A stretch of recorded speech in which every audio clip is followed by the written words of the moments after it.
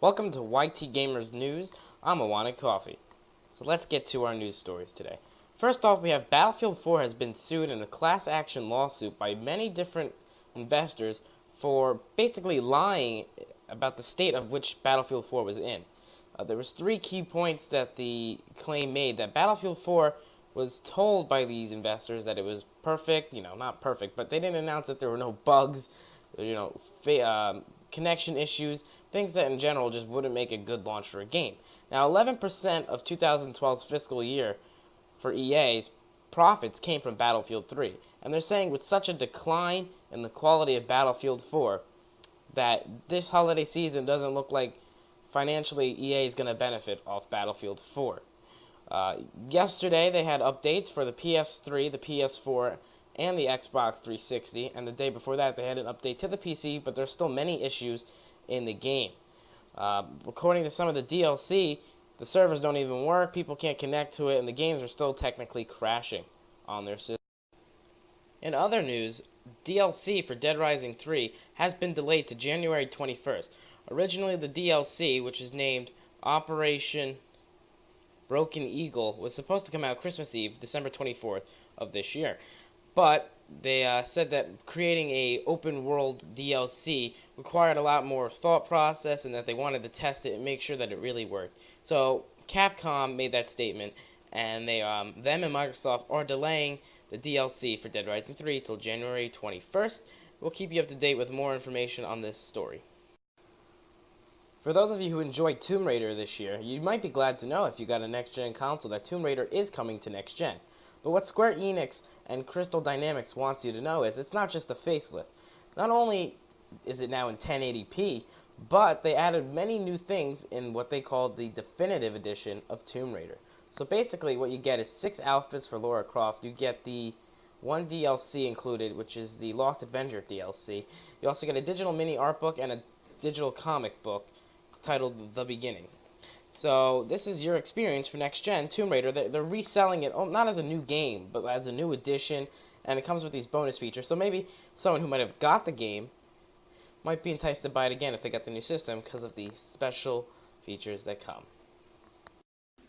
Nintendo held their annual Nintendo Direct conference today, basically talking about games coming out in the spring of 2014 for the Wii U and one for the 3DS/2DS. The first one was the Hyrule Warriors, which is a cross between the Zelda series and the Dynasty Warriors series. Basically, it's Link cutting down a massive horde of monsters, and so it kind of like mixes different series of the game. Another thing was the NES remix. Basically, NES era style games kind of come back to the Wii U, but with a twist. And one example was Link was in one of the original Donkey Kong games. Another game coming was Dr. Luigi, which takes its formula from Dr. Mario, and it will be released on December 31st in the US and January 15, 2014 around the world. It will feature both touch and button-based modes, as a new mode that throws the L-shaped capsule into the mix. And then another game that was announced, which is kind of like almost a Nintendo, not really a secret because it comes out almost all the time, is Mario Kart 8. Also, Super Mario Galaxy character Rosalina was shown as a fighter in the upcoming Super Smash Bros. Brothers for the Wii U and the 3DS, which is not expected to come out this spring. And for the 3DS and 2DS, the game they talked about was Yoshi's New Island, and that's expected to come out sometime in the spring of 2014. And this game was instrumental to the SNES, and on board was Takashi Tezuka, who was actually one of the original people who helped craft that game. Last but not least, not everyone's favorite, but some people consider Grand Theft Auto San Andreas as one of their favorite or best GTA games of all time. Now, for those of you who don't know, if you have an iOS, Android, or Windows Phone device, GTA San Andreas is coming to that device. Now, it's already out on iOS 7. I think it's also available for iOS 6. So if you have an Apple device, you can already play it.